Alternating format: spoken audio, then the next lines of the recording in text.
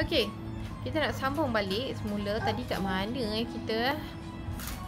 Tadi terputus sekejap sebab video ni azan pop up. Okey, so terputus sekejap. Kita bagi kita hormat waktu azan lah So kita sambung balik. Hormat waktu azan. Hormat azan berkumandang. Ya Allah Hamzah.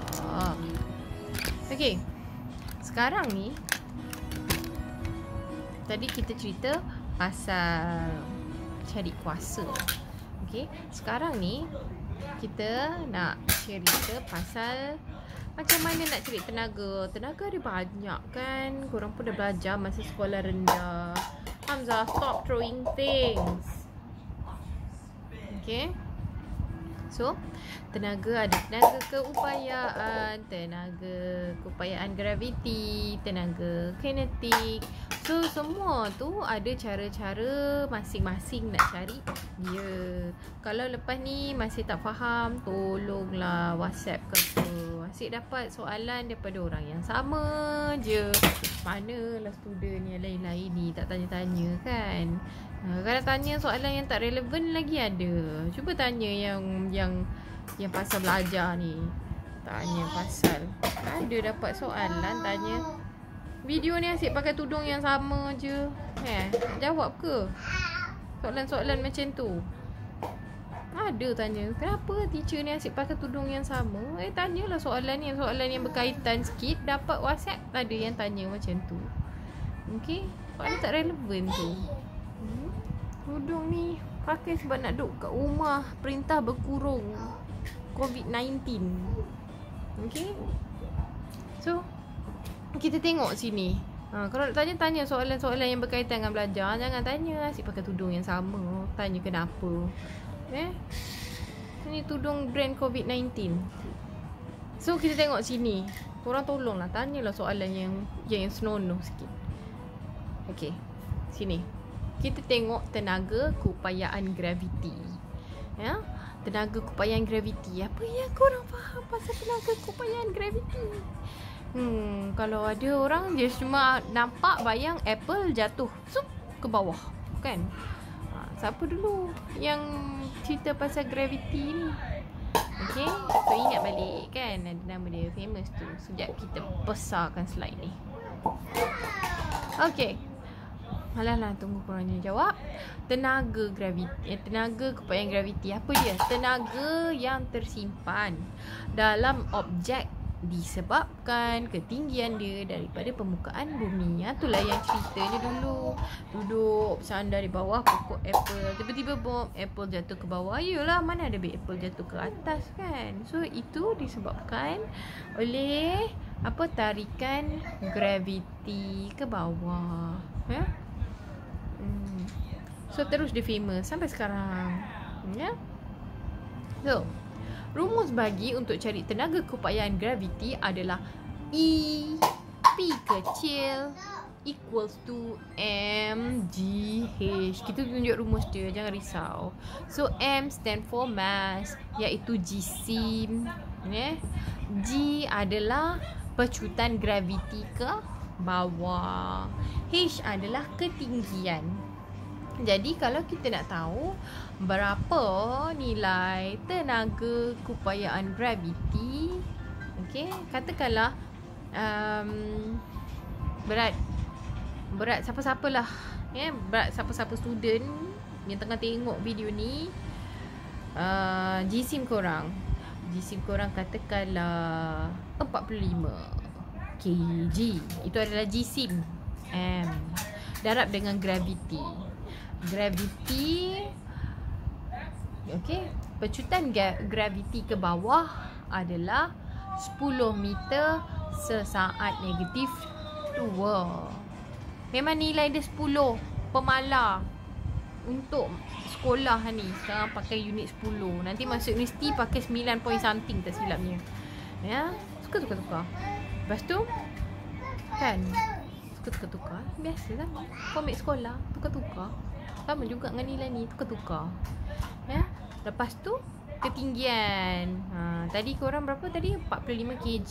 Lepas tu terjun terjun daripada ketinggian, katalah tinggi tu 3 meter, tak nak lebih-lebih kan. So terjun ke bawah. So pecutan tarikan graviti ke bawah adalah 10. So 45 darab dengan 10, dapatlah yang dikatakan berat ataupun daya tarikan ke bawah. 45 darab 10 sama dengan 450 Newton. Okay. Lepas tu ketinggian berapa tadi? 3 meter. Darab lah 450 darab dengan 3. Kalkulator ada tekan berapa tu tenaga dia. So tenaga, okay, dikira unit yang untuk tenaga adalah joule. Sama dengan siapa tadi? Orang kerja kan? Cuba ingat balik apa yang unit macam tu kan? Okay. So katakanlah tak tunjuk lagi rumus dekat anda semua. Itu dia rumusnya. Baca. Jangan tak baca. Saya dengar je bercakap. So tu dia. Okay, kita alih. Tak sempat. Pause lah lagi. Okay, kita tengok soalan. Contoh soalan kat sini. Tenaga keupayaan graviti. Ya, tu dia. Berat 20 kg.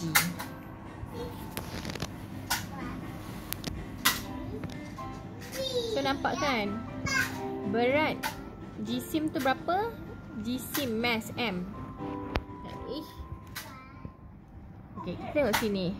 M diganti dengan 20 kg. Tak faham lagi. Ganti masuk saja. G graviti kita unit ni pemalas 10. Janganlah tanya kenapa 10. Memang korang untuk sekolah menengah unit ni memang tetap 10. Jangan suka-suka nak tukar jadi unit lain, nombor lain. Lepas tu ketinggian. Ketinggian ni tengoklah ketinggian yang diberikan sini adalah 400 meter. Mesti dalam meter. Kalau sentimeter tolong tukar, wajib tukar jadi meter. Darablah semua ni. 20 darab 10 darab 400. Dapatlah itu 80,000 kilojoule. Ribu ni kita tukar jadi K. Kilojoule ni 80,000 joule. Bila kita tukar jadi kilo, kilo kan bahagi dengan 3. Ingat masa sekolah rendah dah belajar dah dulu. Dah buih dah mulut ni ajar. Lepas tu lupa lagi. Bahagilah dengan 1000. Lepas tu tukarlah. Ni yang dah bahagi dengan 1000 dah tak ada, tinggal 80 letak K kecil joule.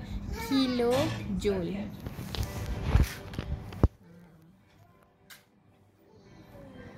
Dia kata, bosannya video belajar. Dia tak nak belajar, memanglah aku bosan. So kita tengok sini. Tadi pasal tenaga. Apa tadi? Tenaga keupayaan graviti. Kan? Korang belajar tadi tenaga keupayaan graviti. Okey, itu yang tarik ke bawah. Apa pula tenaga keupayaan yang lain pula, yang objek duduk di atas? So kita tengok sini soalan lain. Sama je jalan kira. Okey. Berapakah tenaga keupayaan objek? Okey. Nampak kan? Berapakah tenaga keupayaan objek? Ni 500 gram. Tukar dulu, wajib tukar jadi apa? Jadi kg. 500 gram tukar jadi kg bahagi dengan 1000. Bila bahagi dengan 1000, titik perpuluhan akan bergerak ke sebelah kiri jadi kecil. So gerak 3 kali. 1, 2, 3 jadi 0.5. Ya. Lepas tu ni G gravity ni, jangan tanya kenapa letak kat sini 10. Okey, nilai tu tetap 10. Jangan tukar nombor lain. Lepas tu ketinggian dia dah bagi dalam meter. Dah cantik dah tu, tak payah nak tukar unit tu. 80 je masuk dalam tu. Tekan kalkulator, darab sahaja. Dapat 400 joule.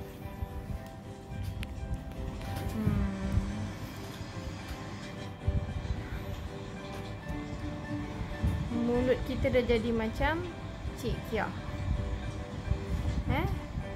Apa asyik makan hantu je korang ni.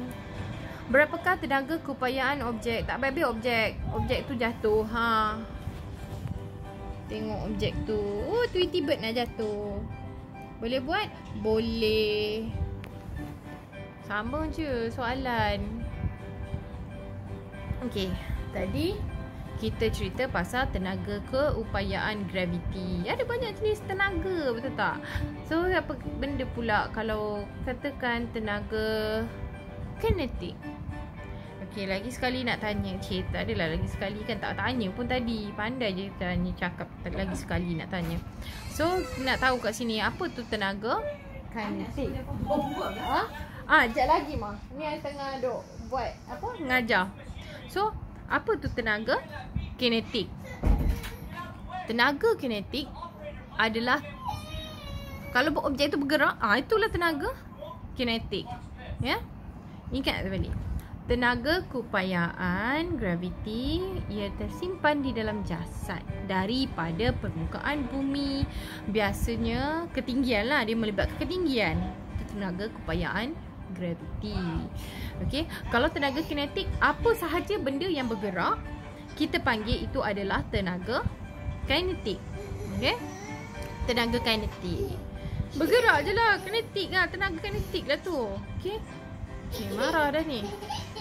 Ingat, tenaga yang diperoleh. Dekat skrin ni pun dah tulis tenaga yang diperolehi oleh objek yang bergerak. Okey, rumus dia. Okey, tu dia. EK. Tadi EP, tapi tak tahulah kenapa dia P kan. K ni mungkin stand for kinetic. Ya. Equal sama dengan separuh 1/2 darab dengan M. Lagi sekali M ni stand for mass, iaitu bising. Okey, anak-anak dah bising. Sabar. V kuasa 2 hal laju objek. Maksudnya objek tu bergerak, laju dia berapa. Lepas tu kuasakanlah 2. Dah kata rumusnya V kuasa 2. Jadi kan korang sumbat masuk nombor tu, kuasakan 2 dulu. Lepas tu baru darab dengan M darab setengah semua sekali.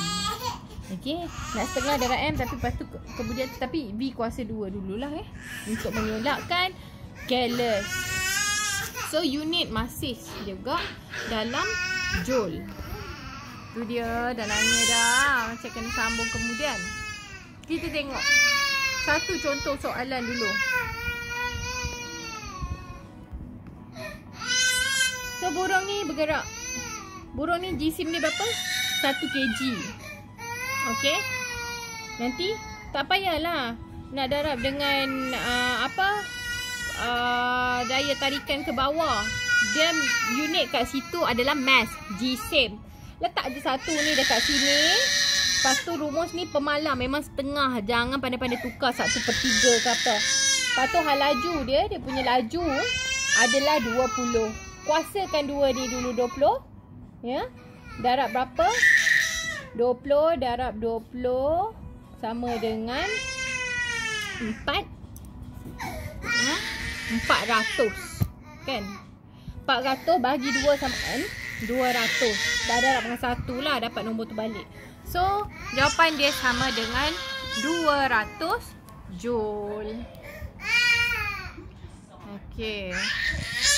Lain semua sama je latihannya. Okey. Nanti kita pergi kemudian. Dah teruk dah tu menangis. Sekejap lagi kita sambung lagi.